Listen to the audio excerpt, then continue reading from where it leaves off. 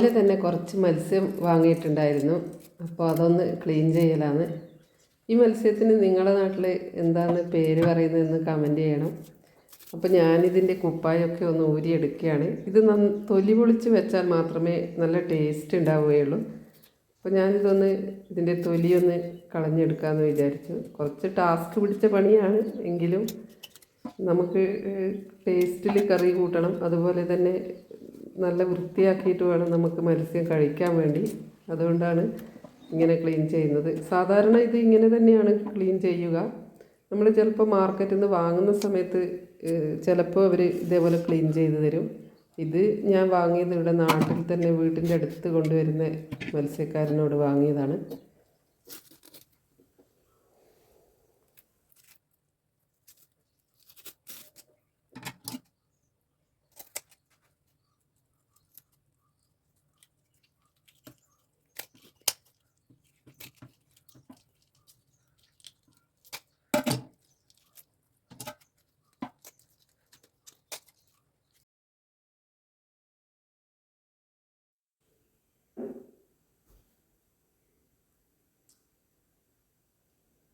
കുറച്ചൊരു വിഷമമുണ്ടെങ്കിലും ഇതിൻ്റെ തോല് മുകളിൽ നിന്നിങ്ങനെ ഇതിൻ്റെ തലഭാഗത്ത് നിന്ന് പെട്ടെന്ന് പൊളിച്ച് താഴോട്ടേക്ക് വലിച്ചെടുത്താൽ വേഗം കിട്ടും.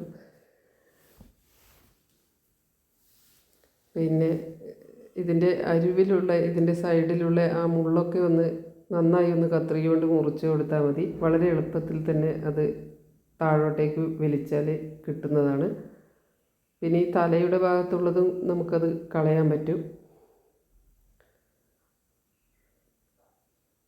അപ്പോൾ ഇത് ബാക്കിയൊക്കെ ഞാനതുപോലെ എല്ലാം വൃത്തിയാക്കി എടുത്തിട്ടുണ്ട്. പിന്നെ ഞാൻ ഈ മത്സ്യം മുറിക്കുന്ന സമയത്ത് തൊട്ടപ്പുറത്ത് ഏതോ ഒരു പൂച്ച വന്നിരിക്കുന്നുണ്ട്. അതിങ്ങനെ കരഞ്ഞുകൊണ്ടിരിക്കുന്നുണ്ട്. അപ്പോൾ അതിന് കൊടുത്തു. അപ്പോൾ അത് നല്ല ആർത്തിയോടെ തിന്നുന്ന സമയത്ത് ഞാൻ കുറച്ച് സമയം ഒന്ന് നോക്കി എന്നതാണ്. അപ്പോൾ അത് കഴിക്കട്ടെ, നമുക്ക് ബാക്കി പണിയെടുക്കാം. ഞാനിത് നന്നായി ക്ലീൻ ചെയ്തെടുക്കുന്നുണ്ട്. കുറച്ച് കറിയും വെക്കാം, പിന്നെ കുറച്ച് നമുക്ക് ഫ്രൈയും ചെയ്യാൻ വേണ്ടിയിട്ടാണ് ഞാൻ ഇതുപോലെ മുറിച്ചെടുത്തത്. ഇതിൻ്റെ തലയുടെ ഭാഗങ്ങളൊക്കെ എടുത്തിട്ട് ഉള്ളതാണ് ഫ്രൈ ചെയ്യാൻ എടുക്കുന്നത്. ഇപ്പോൾ എല്ലാം ക്ലീനാക്കി വെച്ചു. പിന്നെ ഫ്രൈ ചെയ്യാൻ എടുക്കുന്നതിന് ചെറിയ കത്തി കൊണ്ട് ചെറുതായി ഒന്ന് വരഞ്ഞു കൊടുത്തിട്ടുണ്ട്. പിന്നെ ഉപ്പും മുളകും മഞ്ഞൾപ്പൊടിയും കുറച്ച് ഇഞ്ചി വെളുത്തുള്ളി പേസ്റ്റും കൂടിയാണ് ഞാൻ മിക്സ് ചെയ്യുന്നത്. ഇനി ഇത് നമുക്ക് നമ്മുടെ മത്സ്യത്തിലൊന്ന് തേച്ച് പിടിപ്പിച്ചെടുക്കണം.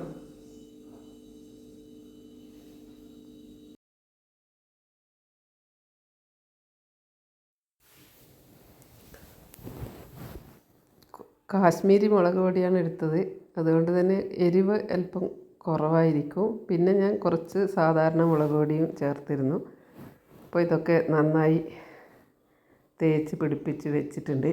ഇനി ഇത് കുറച്ച് സമയം നമുക്ക് അങ്ങോട്ടേക്ക് മാറ്റി വെക്കാം.